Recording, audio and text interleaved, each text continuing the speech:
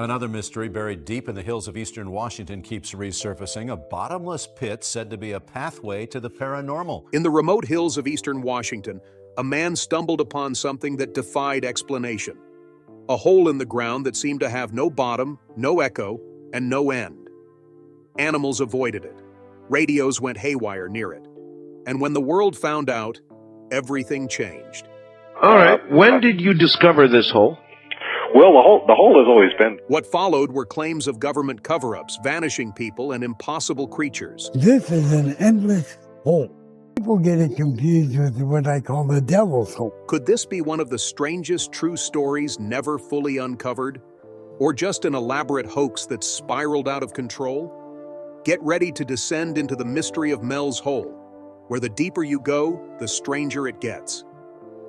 The hole first came to public attention in the late 1990s, when a man named Mel Waters reached out to a popular late-night radio show called Coast to Coast AM, hosted by Art Bell. This show was known for exploring unexplained phenomena and the paranormal, attracting a large audience that was always eager to hear something unusual. Mel claimed that he owned a property near Ellensburg, Washington, where a hole existed that, according to him, had no bottom. At first glance, the hole appeared fairly ordinary, just a circular gap in the ground, about 9 feet wide, surrounded by a low stone wall. From a distance, it looked a bit like an old well. But according to Mel, this was no ordinary well. He explained that it wasn't used to draw water. Instead, it had become something of a community dumping site over the years. Locals would throw all kinds of things into it: household waste, old furniture, even broken machinery. No matter how much was tossed in, the hole never seemed to fill up. Mel, curious by nature, decided to find out just how deep this hole really was. Being an avid fisherman, he used the tools he had on hand. He tied a 1-pound weight to a long length of fishing line and slowly lowered it into the hole. After unspooling 4,500 feet, nearly a mile, he still hadn't reached the bottom. He reeled it back up, checked everything, and tried again. Still nothing. Eventually, he claimed to have dropped nearly 80,000 feet of fishing line into the hole without ever hitting the bottom. To put that in perspective, that's over 15 miles. One of his more unusual experiments involved attaching a roll of Lifesavers candy to the line, hoping they might dissolve if they hit water. When he pulled them back up, they were completely dry. That added another layer of strangeness to the mystery. No bottom, no water, no echo. But the oddness didn't stop there. Mel said that animals, especially dogs, refused to go near the hole. His own dogs would dig their paws into the ground and resist if he tried to walk them close to it. They seemed to sense something was off. And it wasn't just his dogs. Neighbors reported the same thing. Even birds and insects stayed away from the area immediately surrounding the hole, although birds would still fly overhead as if nothing unusual was happening. Another strange detail Mel noticed was the effect the hole had on nearby electronics. He said radios would pick up bizarre interference or PlayStations from faraway places. In one case, he claimed to have heard an old baseball game from the 1960s broadcast through his radio while standing near the hole. Whether this was some odd atmospheric quirk or something else entirely, no one could explain it. Of course, any story like this attracts attention. After Mel went public with his claims on the radio, more people began to ask questions. Was this really happening? Could there be a hole so deep it defied normal explanation? The area around Ellensburg is known for its rugged landscape, dotted with ridges and old volcanic formations, but nothing in the geological record suggests anything like this. That didn't stop the speculation.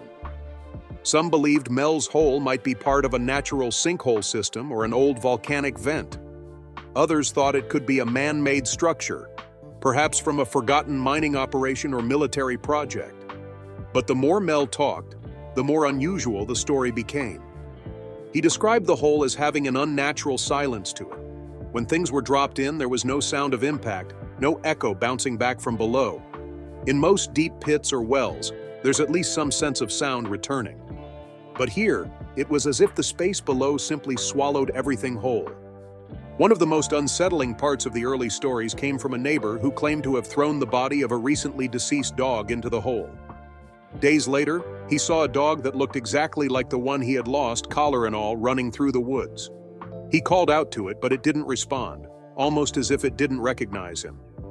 Whether this was a case of mistaken identity or something more mysterious, it left people with a sense that the hole might be more than just a physical feature.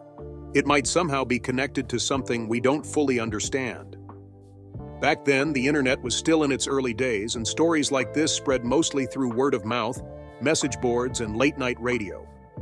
As the tale of Mel's hole grew, so did the number of people interested in visiting or studying it. But Mel was always cautious about revealing the exact location. He didn't want crowds of people turning up, or worse, someone getting hurt. If the hole was as deep and unusual as he said, there were real dangers involved. Skeptics pointed out the lack of physical evidence. No photos, no scientific measurements, no official record of a man named Mel Waters owning property in the area. Some suggested the entire story was a hoax, or perhaps a creative piece of storytelling that spiraled out of control. Still, others believed it could be real, especially given the number of strange details that seemed too specific to be entirely made up. Over time, Mel's hole became one of those stories that sat just on the edge of belief. It wasn't provably false, but it wasn't convincingly true either. Like many urban legends or local mysteries, its power came from the unknown. For people living near Ellensburg, it became a kind of modern folklore, a tale they could tell around campfires or in online forums. It raised questions about how much of the world is still unexplored, how much lies beneath the surface, both literally and figuratively. During his initial phone call with Art Bell, Mel described his property, the hole, and the experiments he had conducted. The depth of the hole alone raised eyebrows. According to Mel, he had lowered a fishing line into it to a depth of more than 80,000 feet and still hadn't found the bottom.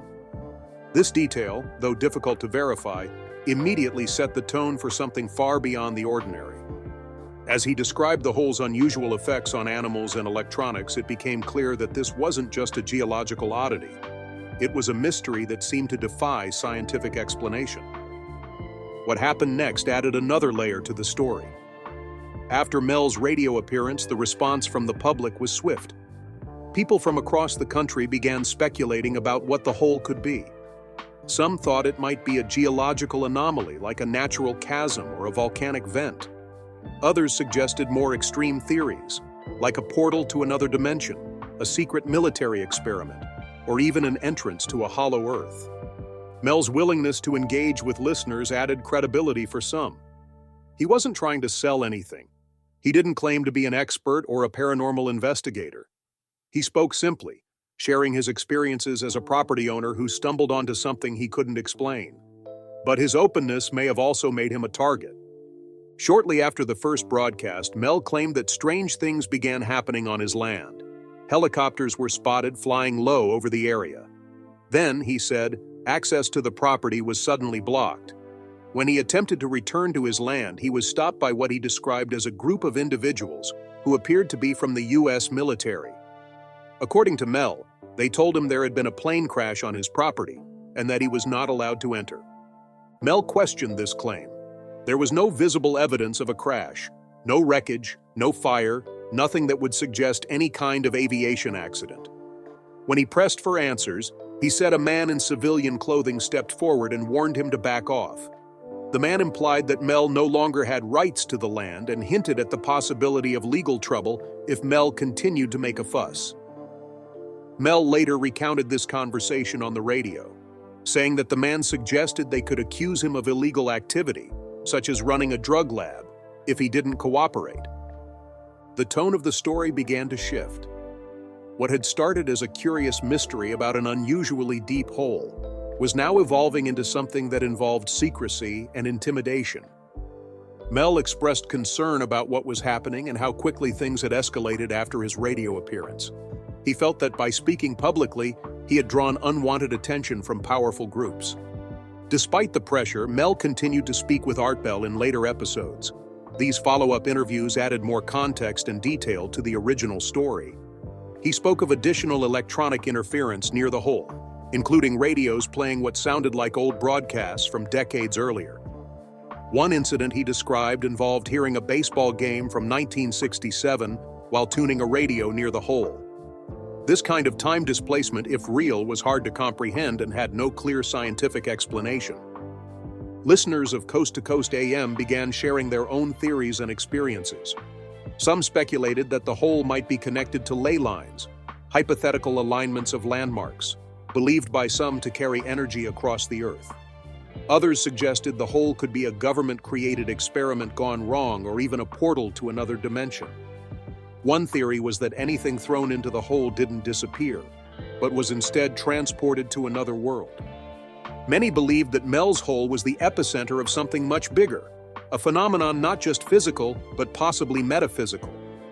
These ideas, while unproven, reflected the intense interest and imagination the story had inspired.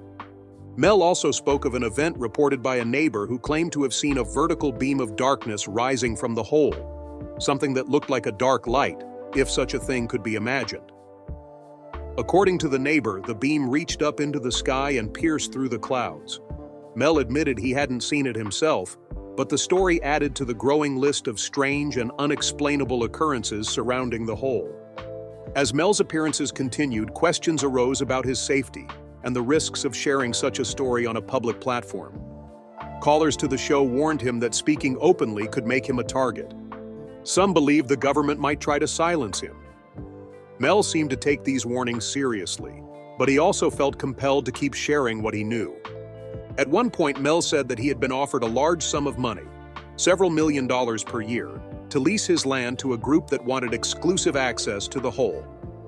The only condition, he said, was that he would have to leave the country immediately and agree never to speak about the hole again. According to Mel, he accepted the offer and relocated to Australia for a period of time. However, Mel admitted that despite the deal, he missed his home and his family. He eventually returned to the United States, hoping to reconnect with loved ones and perhaps continue investigating the hole. That decision, he claimed, would come at a cost. As the story continued to unfold, inconsistencies and gaps began to emerge. There were no official records of Mel Waters owning property in the area he described. No photographic evidence of the hole had been produced. And yet Mel's story remained consistent. Despite the doubts, he didn't change the details or contradict himself, even under pressure. Skeptics pointed to the lack of tangible proof. They argued that if the hole were real, and as deep and strange as Mel described, there should be more concrete evidence: geological surveys, photos, physical samples. The absence of these things led some to believe that the story was either an elaborate hoax or a form of performance storytelling designed to entertain. Still, others pointed out that not all truths come with immediate proof. They noted that many government projects remain classified, and remote areas of the country could potentially hide unusual features from public view. The idea that military forces could seal off an area and suppress information was not entirely beyond belief, especially for those already inclined to distrust official narratives. As more people learned about Mel's hole, it became more than just a story. It became a symbol of the unknown. It combined elements of folklore, science fiction, conspiracy, and mystery. For some, it was a cautionary tale about what happens when ordinary people stumble onto extraordinary things. For others, it was a compelling narrative that invited listeners to imagine what might exist just beyond the edge of what we can see or measure. Mel's willingness to return to the radio even after facing threats and disappearing for a time gave his account a level of persistence that few similar stories ever reach. Whether Mel Waters was a real person or a character created for a larger purpose, his story resonated because it tapped into something primal: the human curiosity about the unknown and the possibility that there are still places in the world that defy explanation. According to Mel, after his initial experiences and departure from the United States, he was contacted by a group of Native Americans from Nevada. They had heard about his story and believed they had encountered something similar on their own land. Intrigued and perhaps feeling a sense of unfinished business, Mel agreed to visit them. What he found there would, according to his account, add an entirely new layer to the mystery. This second hole, Mel said, was located on land not officially recognized as part of a reservation, but inhabited by a group with ties to the Basque people. The Basques are an ethnic group originally from the region between northern Spain and southwestern France. According to Mel, members of this community had settled in Nevada during the 1800s, primarily to herd sheep. Over the generations, they had come to view the second hole as something sacred, a place of great spiritual importance that had been around for at least 200 years.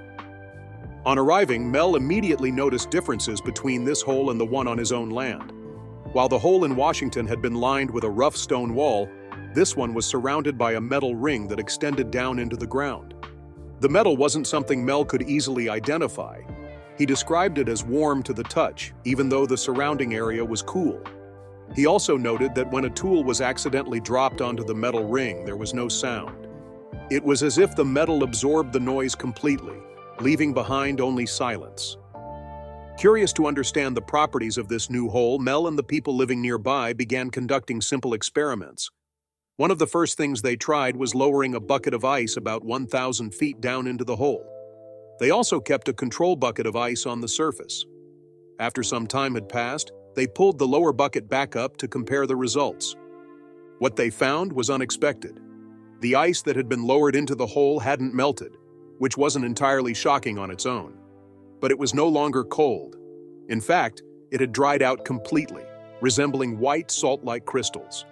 Stranger still, when they tried to melt this new form of ice using fire, it didn't behave like ordinary ice. It didn't melt. It burned, and not briefly. According to Mel, this transformed ice could burn for weeks or even months, producing a steady flame without shrinking in size. They repeated the experiment several times with varying results. Sometimes the ice came back unchanged.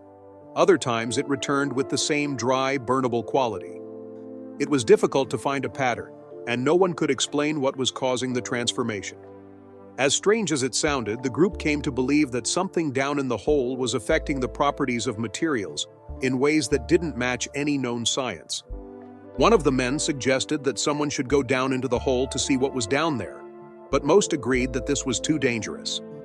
As with the original hole, there was a growing sense that they were dealing with something they didn't fully understand, and possibly something not of this world.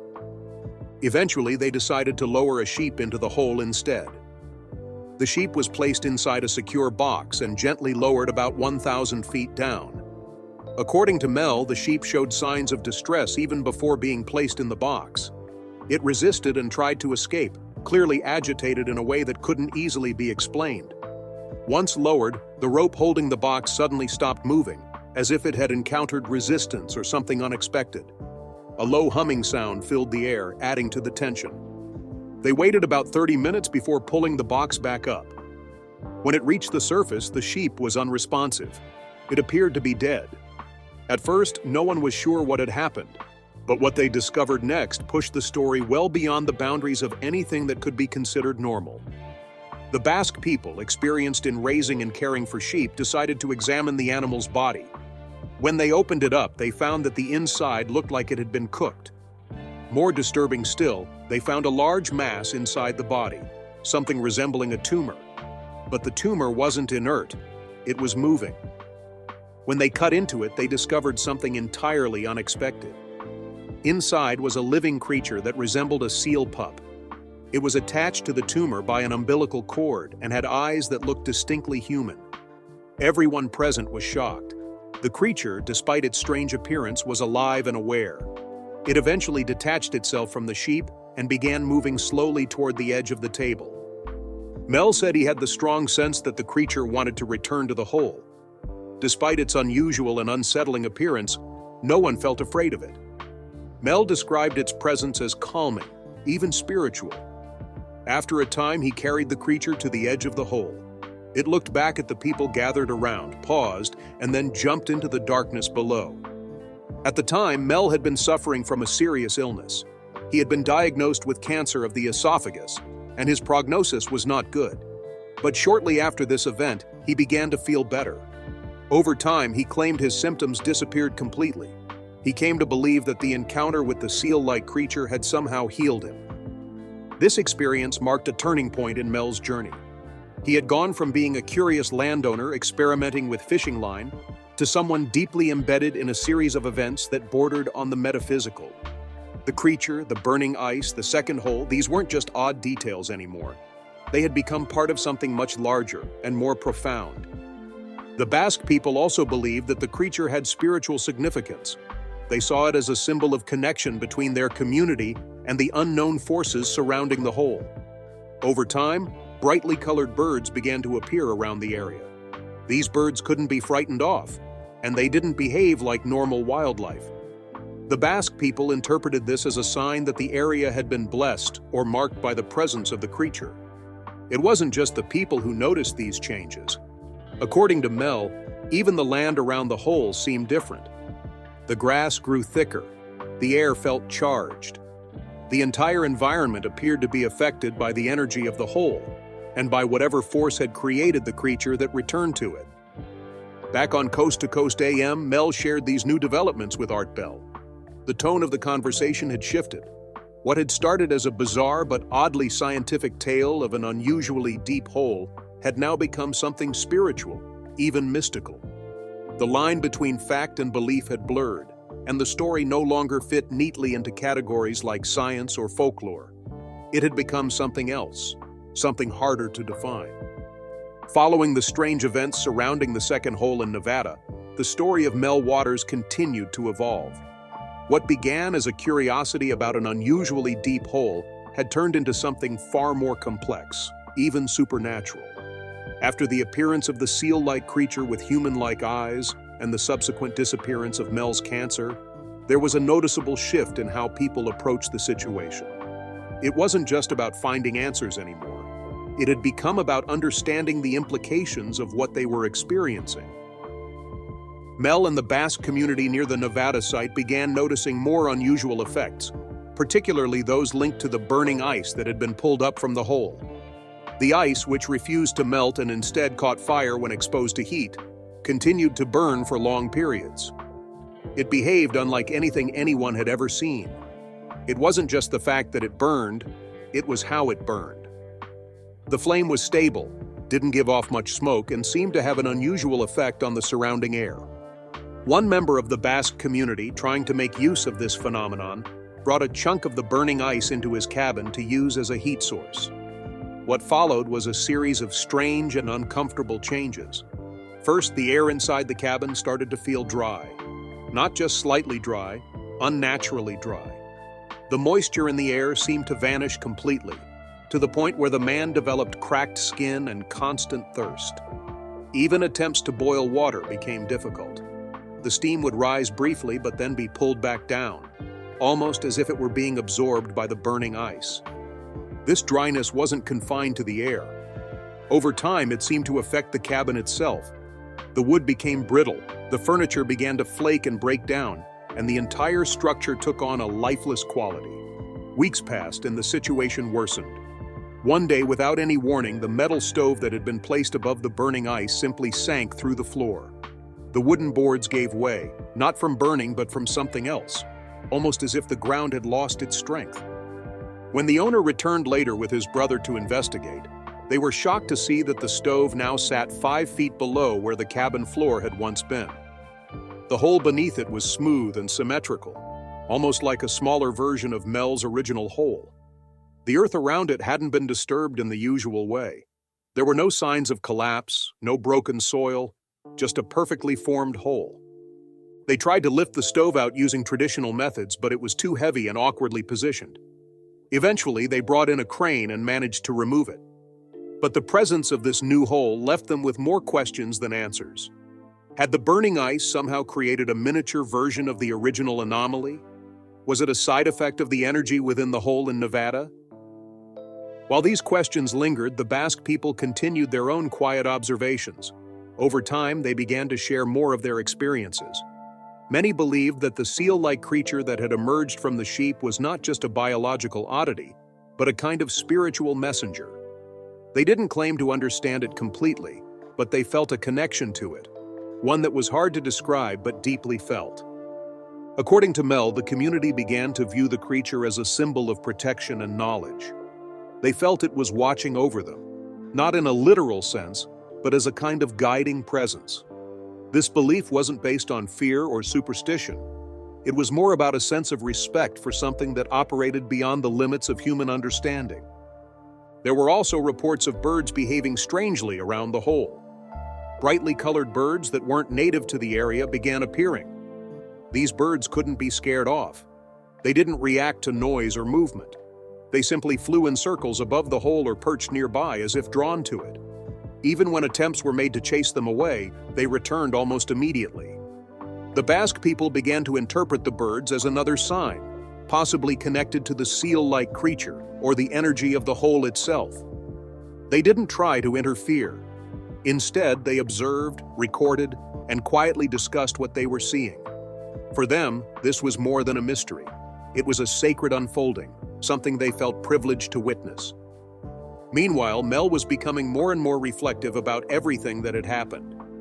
He no longer spoke with the same kind of urgency or frustration as he had in his early interviews.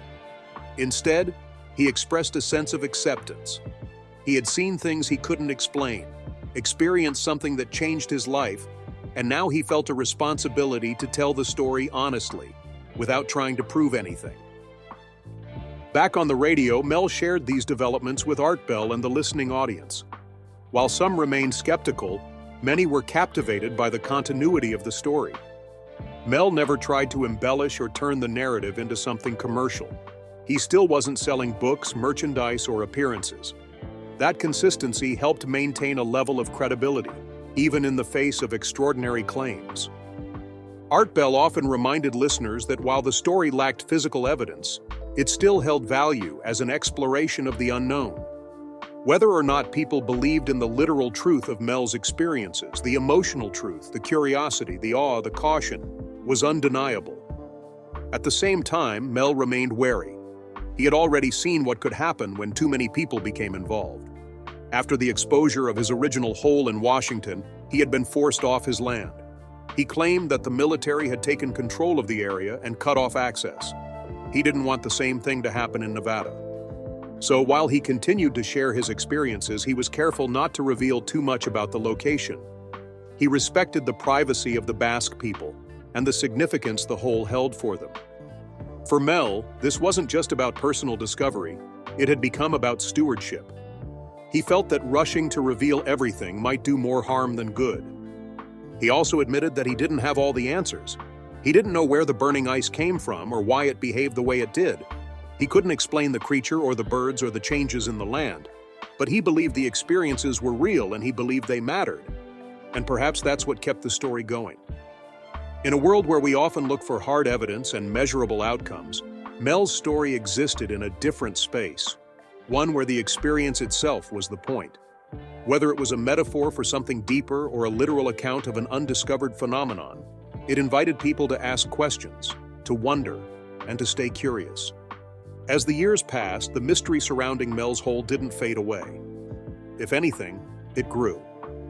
Despite Mel Waters vanishing from the public spotlight once again, his story continued to spread through late-night radio discussions, internet forums, and word of mouth. The details remained strange, sometimes unbelievable, but they were also consistent, which kept people listening and wondering. After Mel's last appearance on Coast to Coast AM, something changed. He stopped answering messages, and soon after, his phone was disconnected. For someone who had once shared so much and seemed eager to explain what had happened, this sudden silence felt unsettling. Speculation began almost immediately. Some believed he had gone underground, perhaps literally. Others thought he might have been silenced, either voluntarily through another agreement or by someone who didn't want the story told any further. A few believed he had simply moved on, tired of the attention and the doubts, choosing instead to live a quiet life away from the constant questions. Years passed without any confirmed contact from Mel. There were no new interviews, no updates, and no additional evidence released. Yet the legend continued to grow. One of the most persistent questions was the location of the original hole in Washington state. Over time, curious fans and amateur investigators tried to use Mel's early descriptions to pinpoint where it might be. He had mentioned Ellensburg and Manistash Ridge. He had described the hole as being on land that had once belonged to him or his family. He gave hints but never exact coordinates. Some people claimed to have found a site that matched Mel's description. They said they located a property near Ellensburg with 2 old buildings, one of which had collapsed, details Mel had once mentioned in passing. There was even a hole nearby that measured roughly 9 feet across and was lined with old stones. For a brief moment, excitement surged online. Could this be it? Had Mel's hole finally been found? Unfortunately, no. The hole, upon closer inspection, turned out to be a standard well with a visible bottom. There were no unusual sounds, no strange reactions from animals, and no electronic interference. It looked old, but it also looked like dozens of other forgotten wells scattered throughout rural America. The buzz faded, and the mystery deepened. People continued to dig, not just into the land, but into public records, hoping to find proof of Mel's identity. But no one named Mel Waters ever seemed to own land in Kittitas County, where Ellensburg is located. No property records, no tax history, nothing that matched what Mel had said.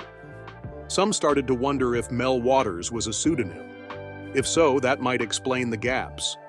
Others thought it could be a fabrication from the start. A story crafted so carefully that it created a believable illusion without any real foundation. Despite the doubts, there were moments that reignited belief. At one point, satellite imagery websites like TerraServer showed a blacked-out square in the area where Mel's hole was rumored to be. Conspiracy-minded observers took this as confirmation that something was being hidden. However, when Google Earth later made the area viewable again, nothing out of the ordinary could be seen. The land looked normal: fields, trees, ridges. No obvious signs of excavation or military presence. This discrepancy only fueled further speculation. Was the blackout on purpose? Had something been altered, erased, or covered up? These questions didn't come with answers, but they kept the story alive. Every unexplained detail became a new piece of the puzzle, even if that puzzle never quite came together. Then came the question of motive. If the entire story had been made up, what did Mel gain from it? He didn't sell books, merchandise, or tickets to lectures. He didn't promote a website or create a brand. He didn't even accept donations. He simply appeared on the radio a few times and then disappeared. For many, that absence of personal gain added a layer of authenticity. Why go through all the trouble if not for money or attention? Art Bell himself remained intrigued by the story, even years after Mel's last appearance.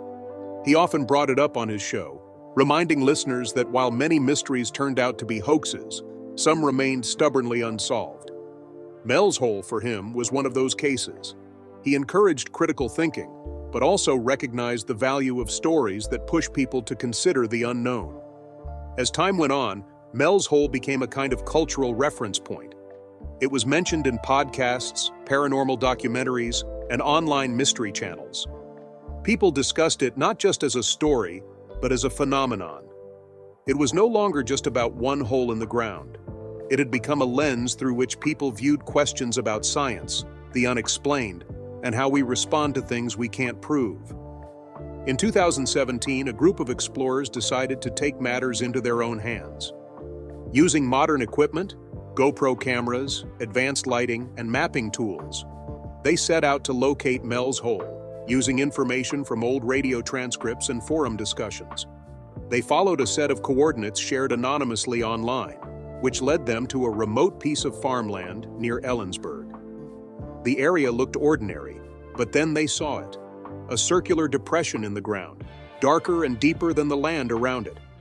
It was hard to say how deep it was, but the resemblance to Mel's description was enough to get their attention. They dropped rocks into the hole and listened. According to their account, no sound came back, not a single echo. It was just silence. The deeper they looked, the stranger the atmosphere seemed to become. One of them mentioned feeling like they were being watched. Then, from a distance, they actually noticed a figure, or something, observing them from the tree line. It didn't approach or respond. It simply stood there. Feeling increasingly uneasy, the group packed up and left without fully completing their tests. Later, when reviewing the footage, one of them saw a beetle crawling near the edge of the hole. As it reached the rim, it slipped and fell in.